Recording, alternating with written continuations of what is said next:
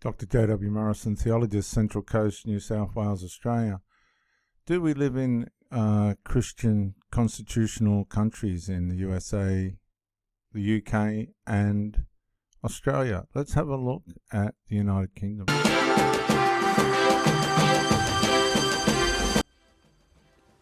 Christians now a minority in the United Kingdom. 44% growth in Muslim population in the last decade. Christian population drops to below 50% mark because it's all been taken for granted. More and more Muslims now live in the Christian-dominated United Kingdom.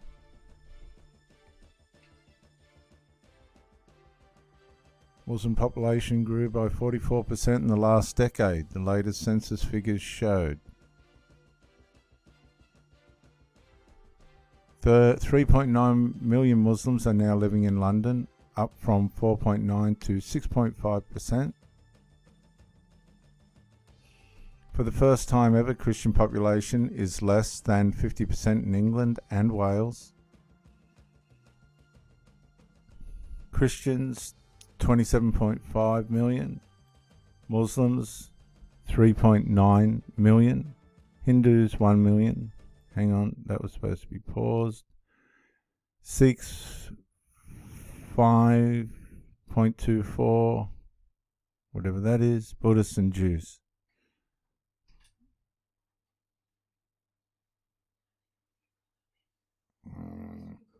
Yeah.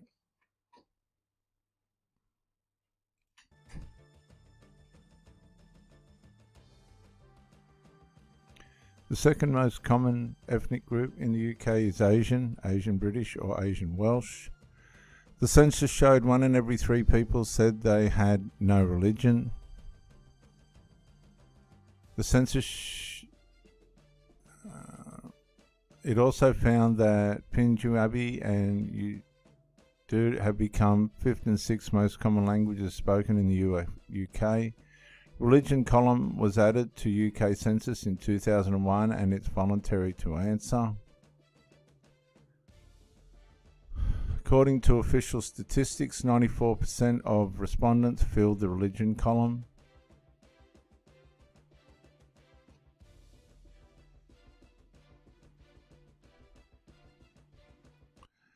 And this leads me to turn to this lady here in Australia who's turning the place upside down.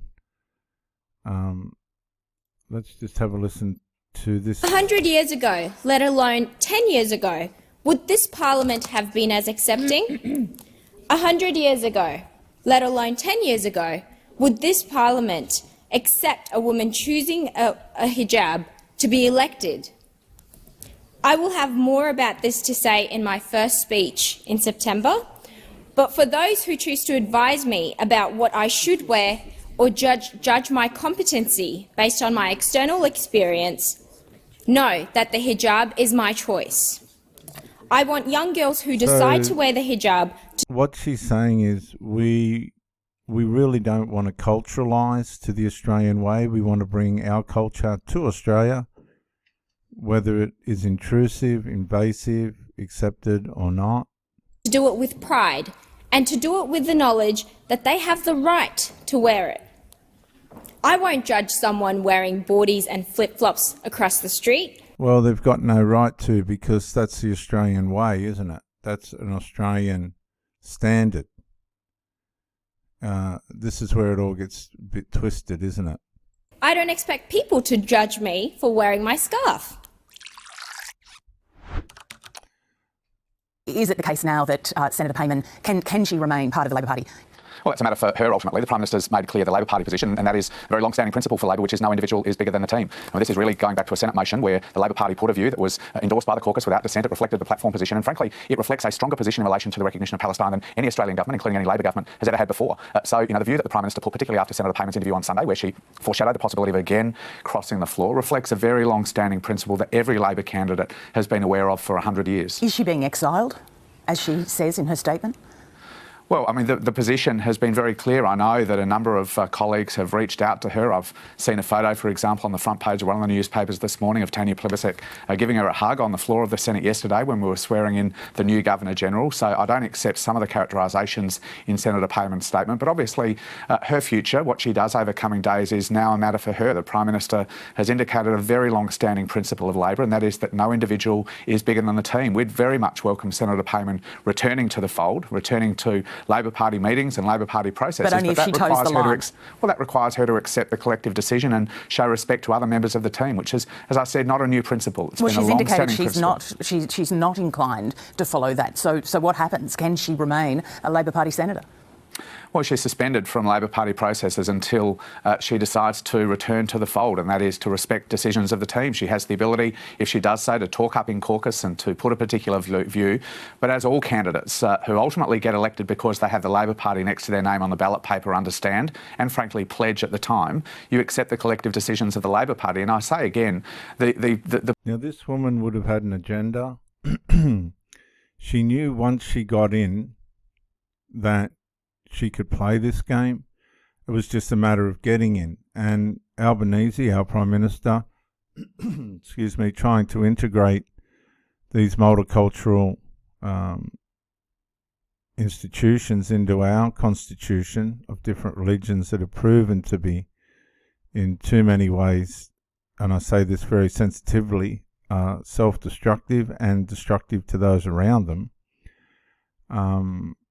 It's not going to work. It's not working in the UK. It's definitely hasn't worked in the United States. But if we take the UK as a point of reference, it's a complete disaster. This woman's managed to get her way into the Parliament through certain elements of tolerance and acceptance and willingnesses to be flexible, but now she has taken advantage of it, and this is where it ends up. The position that the Labor Party put has reflected a stronger position in relation to the recognition of Palestine than any Australian government has had before, under this Prime Minister, particularly under Foreign Minister Wong. Well, where does this leave you in seats in Western Sydney? Are you suggesting you don't need that support from the Muslim community because there's already talk about independent Teal-style candidates standing against Labor members? I didn't say that at all, Lisa. We've taken a very strong position. We deplore the loss of any innocent lives, whether they're Israeli or Palestinian. We've called for an immediate humanitarian ceasefire. We've changed, frankly, the position in relation to the recognition of Palestine to contemplate that recognition happening as part of a peace process leading to a two-state solution rather than at the end of the peace process. So we've been very forward-leaning on this and very active, particularly under Foreign Minister Wong. So I don't accept that characterisation. Yeah, but you'd have to admit the optics all of this don't look good for the Labor government. And when you've got conversations already about Teal-style candidates being stood, there's a chance here, is there not, that Labor could pay a political price for the treatment of Senator Payman? Well, as Labor candidates, we've faced independent candidates against us and minor party candidates now for many years. I mean, that won't be something new if it eventuates. So it's not going to cost you politically? Well, we stand on our record, and that's not just our record in relation to the conflict over in Israel and Palestine. It's our record delivering cost of living relief, tax cuts for every taxpayer this week, energy bill relief for every household. So instead of answering the question, they start to spruik about everything that they've done. Senator Payman, thanks for joining us. Thanks for having me, David. So will you abide by the decisions of the caucus in the future? It depends on what is brought forward in the Senate. Obviously, you and I both don't have a crystal ball, so it's really difficult to say. But if the same motion on recognising the state of Palestine was to be brought forward tomorrow, I would cross the floor. You would cross the floor again?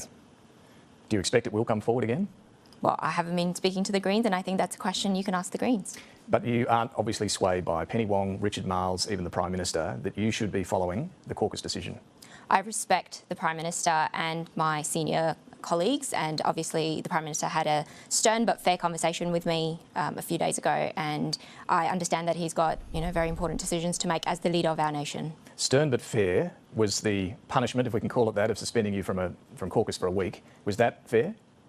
Well, that's the prerogative and the decision that the Prime Minister came to, and when I made the decision on the Senate floor to cross, I did it with the understanding that this could lead to expulsion and costing my Labor membership. So you knew that was the price, but you were willing to pay it, to vote the way that you did. Do you expect any further sanction from the caucus this week? That's up to the caucus to decide. But what I know is this is about 40,000 Palestinians that have been massacred and... You see, this has not got anything to do with Australia itself. This is a person that has an agenda for Palestine, for Muslims, for people that are indirectly associated with Hamas, who go around killing people, including their own people. A lot of us don't understand Hamas. Maybe I should get an explanation on Hamas. So let's just see from this man who was the Joining son us of now, Hamas. Mossab Hassan Youssef. He is the son of a Hamas founding father and later became one of Israel's top informants. He went undercover with Hamas from 1997 until 2007 on behalf of Israel's Shin Bet security services, and he now lives in an undisclosed location. Mossab Youssef, thank you so much for joining us. What did you see and experience that made you turn on Hamas and help Israel? You know, since I was a child, I always complained to my father about Hamas abuse of power and their brutality. You know, they're very strict and they very religious. They're fanatics, and but I did not think at some point, you know, they would cause all this global trouble. You know, they are. We saw their brutality. I witnessed their brutality firsthand when I was in prison, when they tortured so many Palestinian people for suspicion of collaborating with Israel.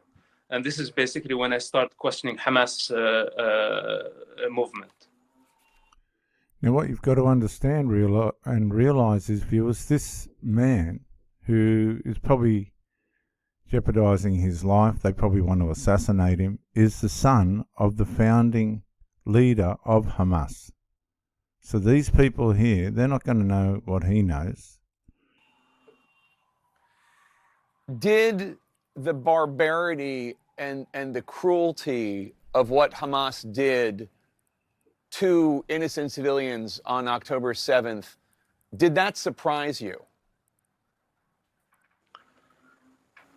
Well, you know, they surprised me as they surprised everybody by the scale of the attack.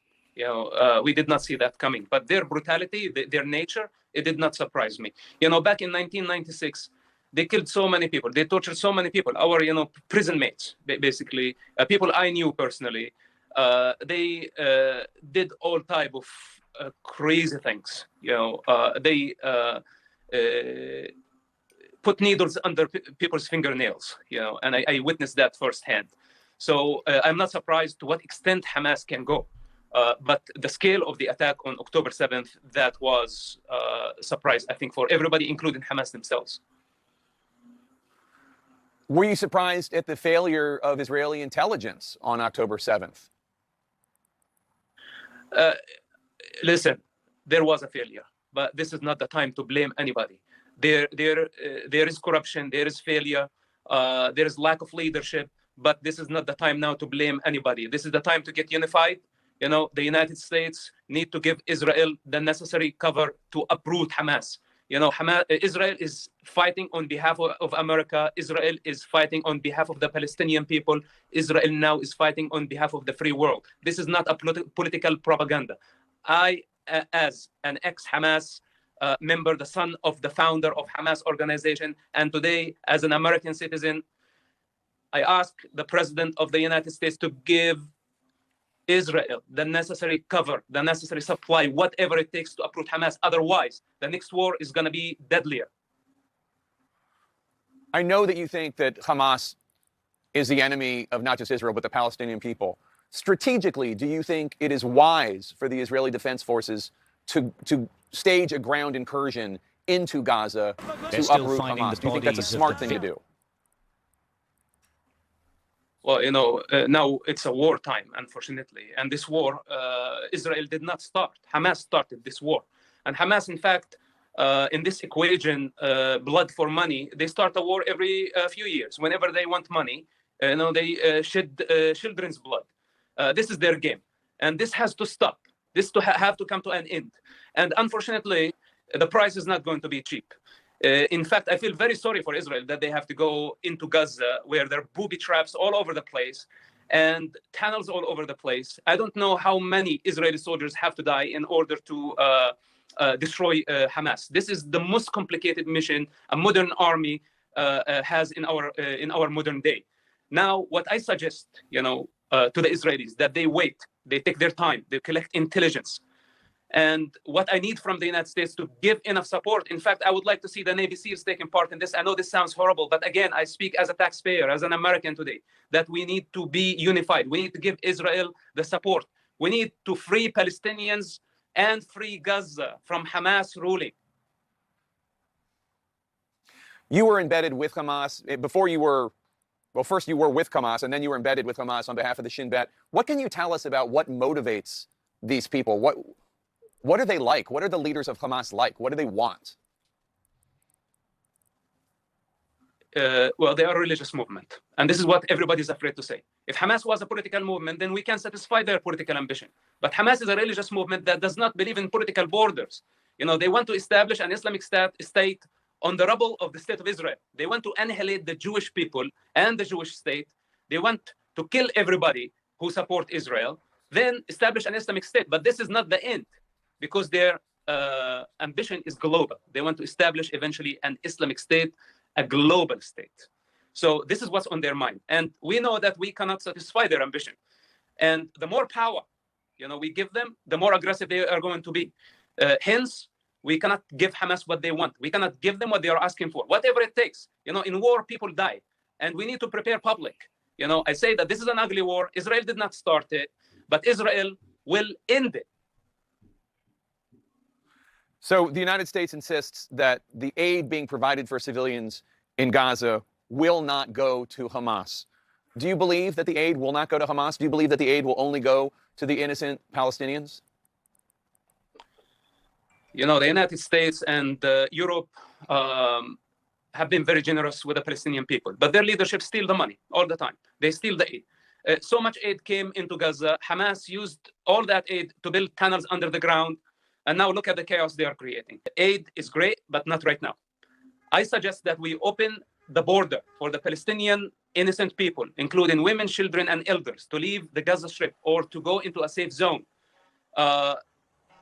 In the meantime, we have to enforce unbreachable siege on Hamas. Otherwise, we are not able to deplete them. They are under the ground. They have hostages. We have to cut power. We cannot give them food. We cannot give them water. And we have to deplete them for long weeks before we can even go in. Otherwise, we cannot win this war against this brutal enemy of humanity. Musab Youssef, thank you so much for your time. Really, really appreciate your insights. You're welcome. Thank you. Thank you for having me. These are people hiding in a festival. Slaughtered since 7th of October, and I know that Australians are a fair people, and knowing about the Labor Party, we are a party with a conscience and champions of human rights, whether that be justice, fighting for freedom or equality. So I believe that I've been abiding by those principles of the party. There is a clear principle and rule in the party that you can't cross the floor. Can I ask, are you intending to leave the party over this, to quit the party? I just want to make an interesting clarification here. What do you mean by the party? Because the party, to me, are rank-and-file members, are unionists, are phone bankers, door knockers, long-life members of the party who put together the platform. What you're referring to is the caucus, and the decisions that the caucus make, obviously, is up to them. But I do not intend on leaving the party, because I firmly believe that I've upheld all the values of what, as the Labor Party, we should stand for. So you think the membership is with you rather than the caucus? Well, I've been so blessed, and it's unbelievable to receive the support that I have. It's quite overwhelming, actually, whether it be from my West Australian constituents or from around the nation, New South Wales, Victoria. It has been, such an honour, but also it's humbling, and I hope to pay back the public for their solidarity. But just to be clear, you said... The thing is, she can get all the support and all the rest of it, but that's not going to help her to make the right decisions. One of the most upsetting responses to the October 7th massacre has, of course, been the denial of the use of rape and sexual assault as a method of war used by Hamas. ILTV's Ariel El-Lahiani was recently in London to see just how prevalent this toxic narrative is. Let's take a look.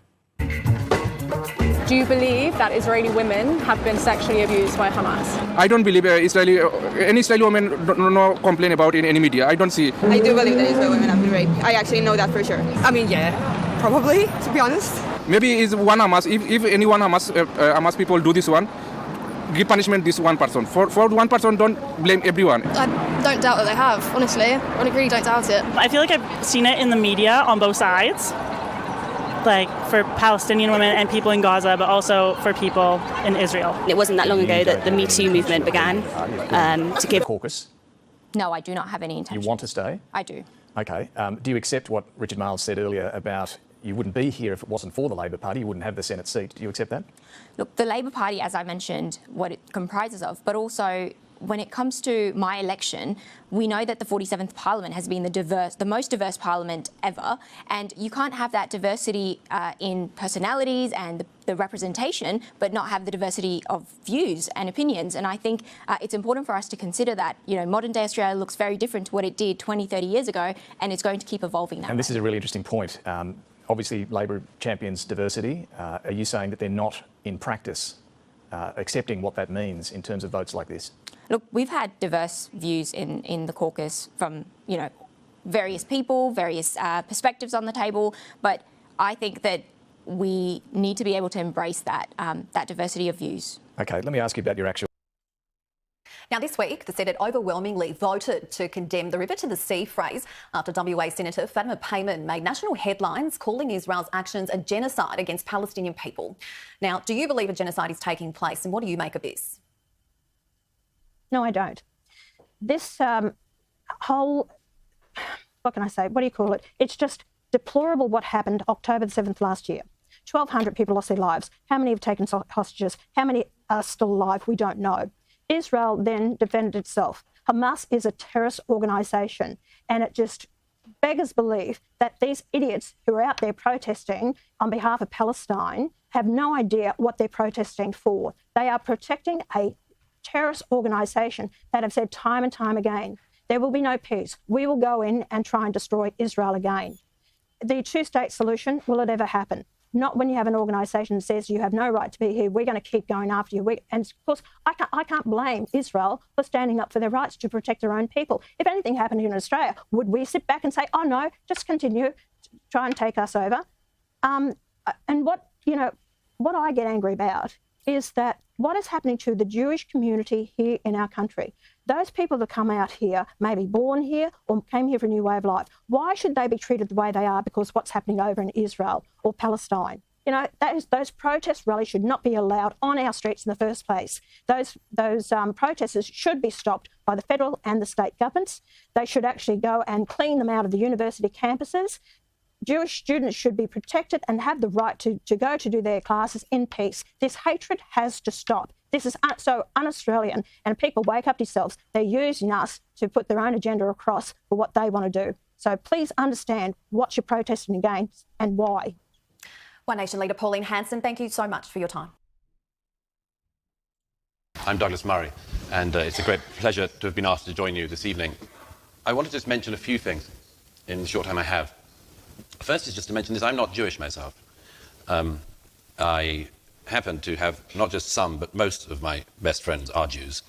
But the reason I mention this is that all my adult life I've been surrounded by, or chosen to be surrounded by, Jews. And why should that be?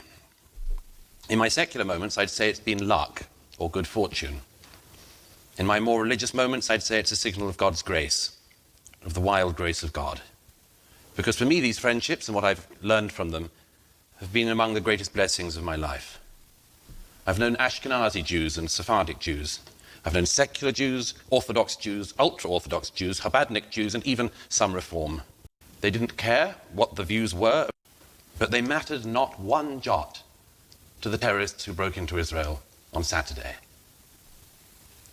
They didn't care whether they were killing secular Jews or religious Jews, voters for Likud or voters for Yesh Atid.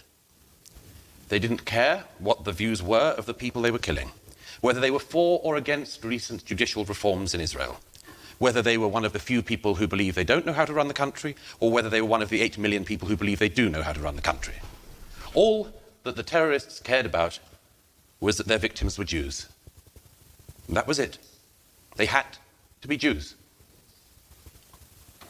I once asked Jonathan Sacks in private what he thought it meant to be a Jew, and he replied quite characteristically by quoting someone else. Specifically, he quoted his friend, the late great philosopher Isaiah Berlin. He said, Douglas, Isaiah once answered this question when he was asked by saying, to be a Jew is to have a sense of history. And I looked at Jonathan, I knew there was something more. He tilted his head.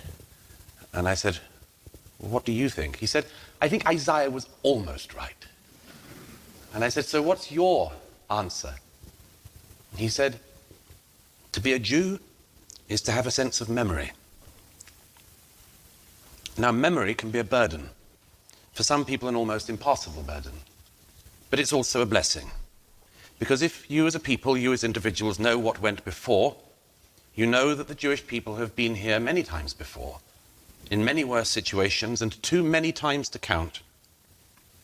One of my favourite writers, Stefan Zweig, who my late friend George Weidenfeld, also of London, actually knew in London in the 1930s, both exiles from Vienna, seen off every single one of their enemies for millennia. They have outlived every single acceptable that the Jewish community among all of the communities of this country, in this diverse country, should be the one community expected to accept with equanimity those who cheer on the murder of Jews and those who support the murder of Jews. It is not acceptable that the Jewish community should be the only community in this land that is expected to put up with murder and then being scorned for their fellow Jews being murdered.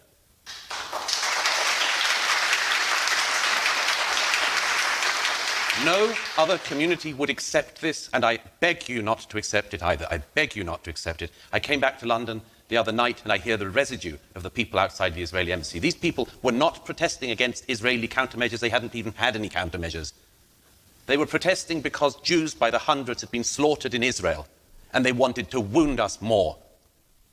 Well, they might try, but we should not accept that with equanimity. I've written in The Spectator tomorrow, and try your luck there.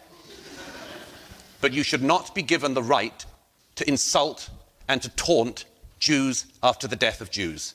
It's intolerable and we should not tolerate it. Let me say one more thing, and it's the main thing I wanted to say to you tonight. That you're not alone. That you're not alone. The saddest thing I've heard in recent days have been the number of Jewish friends of mine who've said in Israel and outside of Israel, it's always like this. We're always alone. And I just wanted to say that isn't the case.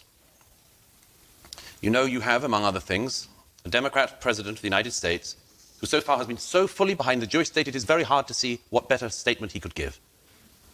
We have a Conservative Prime Minister here in the UK, Rishi Sunak, people in this country and across the world who are with you as well. I speak for myself when I quote, if I may in closing, one of my favourite lines in Scripture from the book of Ruth. You all know it.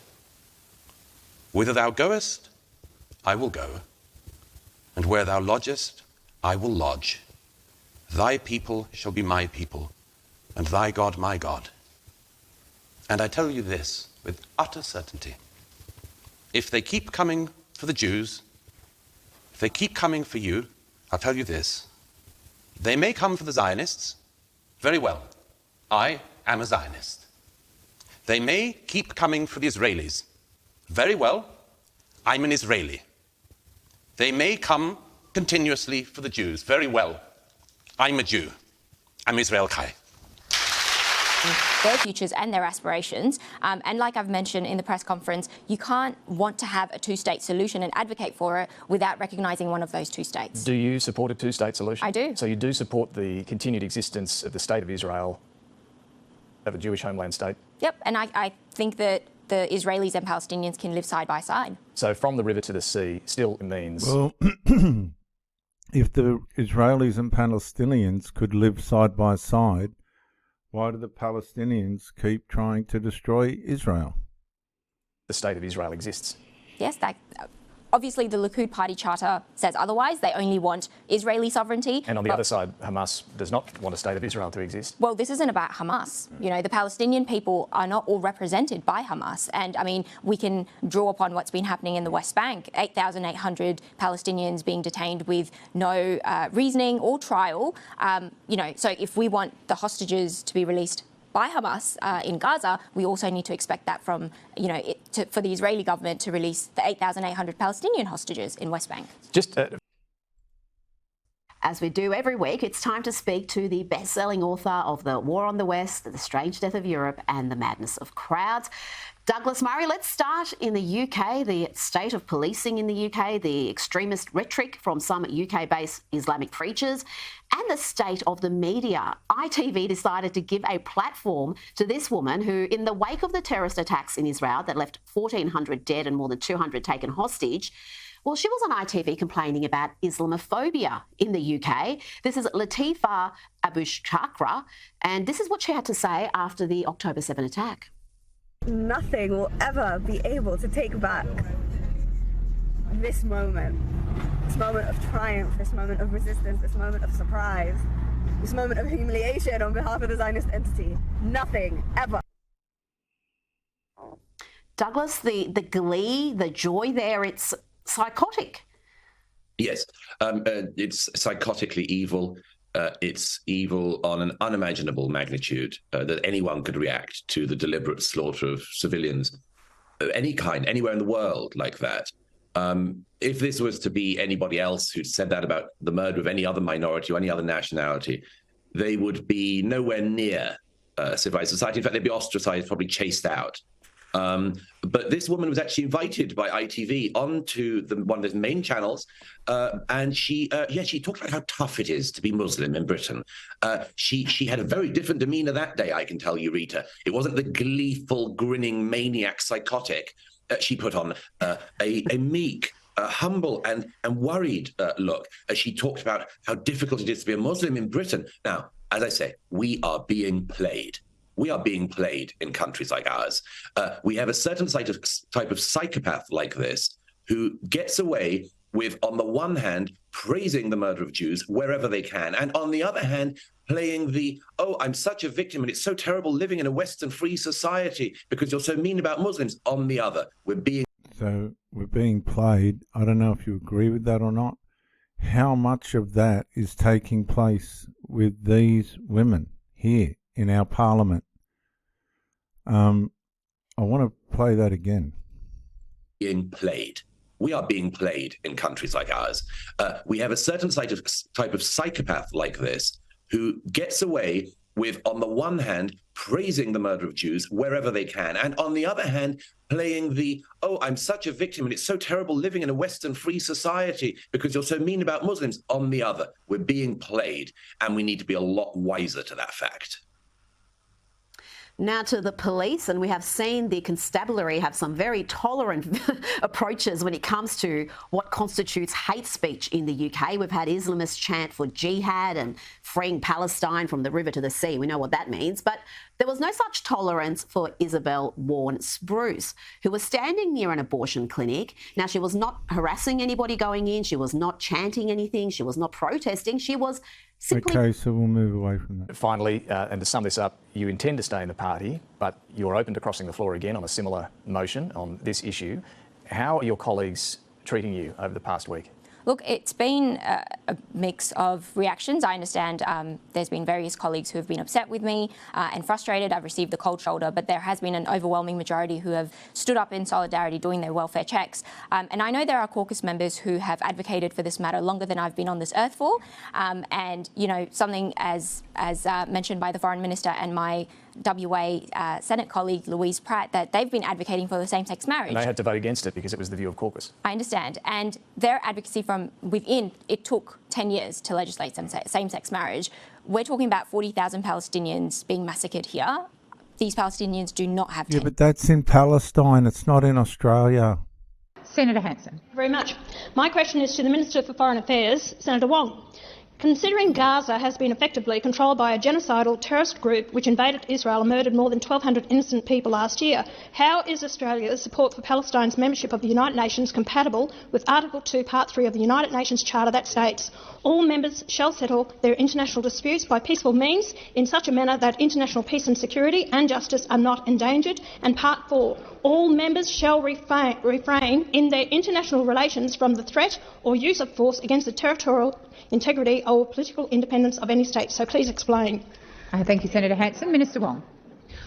Thank you, President. I thank Senator Hanson for the question, and I would make the point to her first that all of us unequivocally, well certainly the government, unequivocally condemns the actions of Hamas. I have said publicly on many occasions, Hamas is a terrorist group. Hamas is dedicated to the destruction of the State of Israel and to the destruction of the Jewish people. Hamas has no place in the future governance of a Palestinian state, and we have called consistently for Hamas to release hostages. The resolution that you are referencing was a resolution supported by some 143 countries, which was fundamentally about how the world was trying to overcome the cycle of violence in the Middle East and create momentum for a two-state solution. I want to make this very clear, Senator Hanson. Hamas does not support a two-state solution. Hamas supports the destruction of the State of Israel. That is clear. So a support for a two-state solution, and people might have different views about whether we should have, but it is wrong to say that voting for a resolution that supports a two-state solution is somehow supportive of Hamas. It is contrary to their views. Senator Hanson. Very much. My question is to the Minister for Foreign Affairs, Senator Wong. Considering Gaza has been effectively controlled by a genocidal terrorist group which invaded Israel and murdered more than 1,200 innocent people last year, how is Australia's support for Hamas propagandists will have been cheering the footage of yesterday's cheap walkout stunt by the Greens. They are laughing at just how gullible the Greens are, doing the bidding of terrorists who cut the heads off babies and rape and kidnap people more so. The only sustainable path to peace in this case is the destruction of Hamas. Only then could Israel possibly consider a ceasefire. If the Israelis ceased to fire before then, Hamas would survive to commit more atrocities because these maniacs will not rest until every Jew in the world is dead. And that is simply not acceptable. The world will not be safe until these terrorist maniacs are dead. And I'll tell people, a vote for the Greens is a vote for terrorism. And until we actually stand up and say no more of this, because the world is seeing these terrorists, people on our streets around the world supporting Palestine and Hamas. They are a destructive force and they must be stopped. Years. And so that's why I will use what is within my power as a backbench senator to continue advocating for a just and lasting solution. And I think that's what fair Australians want, and that's what I've been talking to people on the ground in Western Australia, whether they be rank and file members or the locals, and that's what I've been hearing. Senator Fatima Payment, thank you very much for joining us this morning. So you make up your own minds. Why are these people in Parliament? What is their agenda? I think it's pretty clear. Bye for now.